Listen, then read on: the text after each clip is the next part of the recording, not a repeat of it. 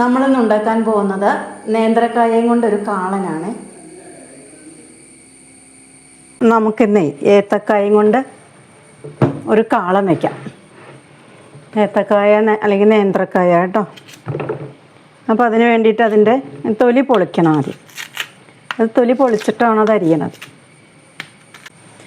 വെള്ളത്തിൽ കുറച്ച് മഞ്ഞൾപ്പൊടി ഇട്ടിട്ടേ അതിലേക്ക് വേണം കേട്ടോ അത് ഇടാനായിട്ട്, അല്ലെങ്കിൽ കറി ഇളകും. ഇനി അത് അരിയണതേ നമ്മളത് ഇങ്ങനെ നെടുകെ കീറണം. ഇങ്ങനെ നെടുകെ കീറിയിട്ട് കുറച്ച് ഇങ്ങനെ ചരിച്ച് പിടിച്ചിങ്ങനെ ഇതുപോലെ ഷേപ്പിൽ അരിയണം. ഇനി നമുക്കത് താളിക്കാനുള്ള ഇഞ്ചിയും ചുവന്നുള്ളിയും വെളുത്തുള്ളിയും കൂടെ അരിഞ്ഞെടുക്കാം.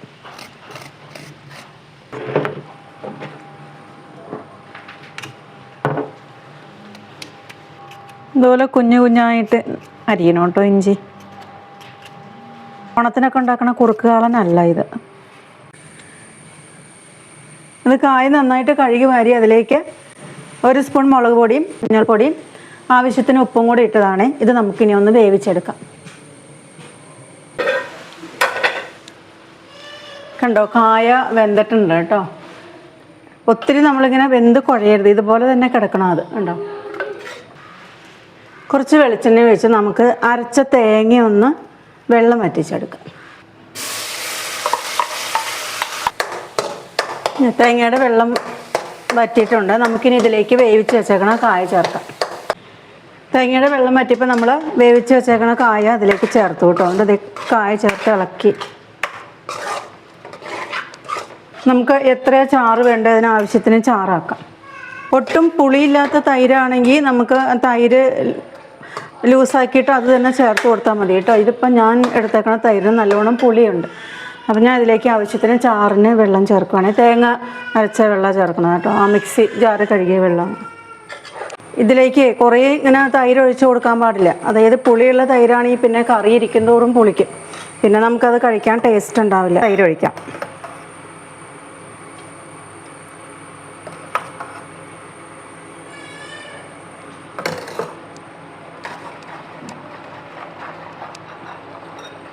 തൈര് നമ്മൾ ഇങ്ങനെ നോക്കിയിട്ട് ആവശ്യത്തിന് ഒഴിച്ച് കൊടുത്താൽ മതി കേട്ടോ. അല്ലാതെ ഒന്നോടെ അങ്ങ് തൈര് ഒഴിച്ചാലേ പിന്നെ അല്ലെങ്കിൽ ചിലപ്പോൾ പുളി കൂടിപ്പോവും.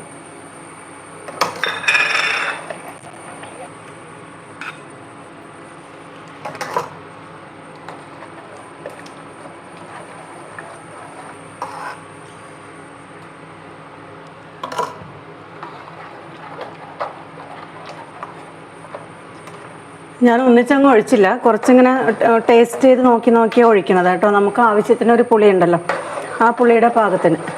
ഇപ്പോൾ ഏകദേശം നല്ലൊരു ടേസ്റ്റിലുള്ളൊരു പുളി വന്നിട്ടുണ്ട്. അപ്പോൾ ഇത്ര മതിയാവും. ഇത് കൈവിടാണ്ട് ഇളക്കണം കേട്ടോ, അല്ലെങ്കിൽ ചിലപ്പോൾ പിരിഞ്ഞു പോകും.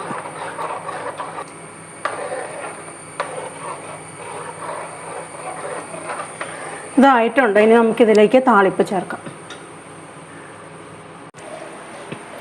ഇത് കഴിഞ്ഞ ദിവസം കടയിൽ പോയപ്പോൾ മേടിച്ചതാണ് കേട്ടോ. ഇതിൽ ചെയ്ത് നോക്കട്ടെ പറ്റുമോ, തീ കയറുമോ നോക്കട്ടെ കേട്ടോ. തീ സിമ്മിലേ വയ്ക്കുന്നുള്ളൂ. ഇത് നല്ല കനമുണ്ട്, പ്രശ്നമൊന്നും ഇല്ലാന്ന് തോന്നണം. ഇതിലേക്ക് നമുക്ക് ആവശ്യത്തിന് വെളിച്ചെണ്ണ ഒഴിക്കാം. ഒരു നുള്ളു ഉലുവ ഇടുന്നുണ്ട് കേട്ടോ. ഉലുവ ഇടുമ്പോഴേ അത് കരിഞ്ഞു പോകാതെ ശ്രദ്ധിക്കണം കേട്ടോ. നമുക്കിതിലേക്ക് കടുകിടാം.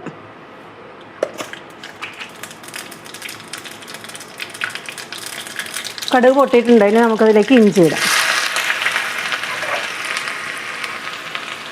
പുക ഇങ്ങനെ പൊങ്ങിയപ്പോൾ ഞാൻ കുറച്ച് ഉയർത്തി പിടിച്ചേ. നമുക്ക് ഉള്ളിയും വെളുത്തുള്ളിയും കൂടെ അരിഞ്ഞ് വെച്ചേക്കണം ഇതിലേക്ക് ഇടാം.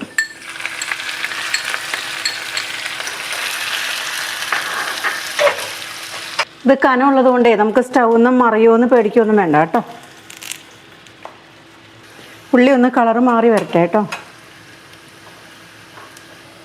ഇത് ഈ സമയത്ത് നമുക്ക് കറിവേപ്പില ഇട്ട് കൊടുക്കാം. കുറച്ച് അധികം ഇടണേ.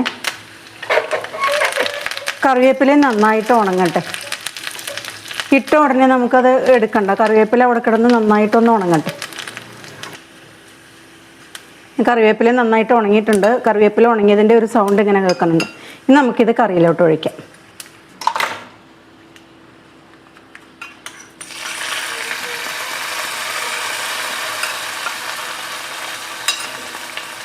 അതുകൊണ്ട് ഇത് കരിഞ്ഞിട്ടൊന്നുമില്ല, നല്ലതാണ്. നല്ല കൈക്ക് നല്ല നീളമൊക്കെ ഉണ്ട്.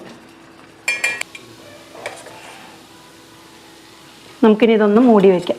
അപ്പോൾ നമുക്കതിൻ്റെ ടേസ്റ്റ് ഒന്ന് നോക്കാം കേട്ടോ. നമുക്ക് നല്ല കായ കഷ്ണങ്ങളെടുത്ത് കടിക്കാൻ പറ്റും.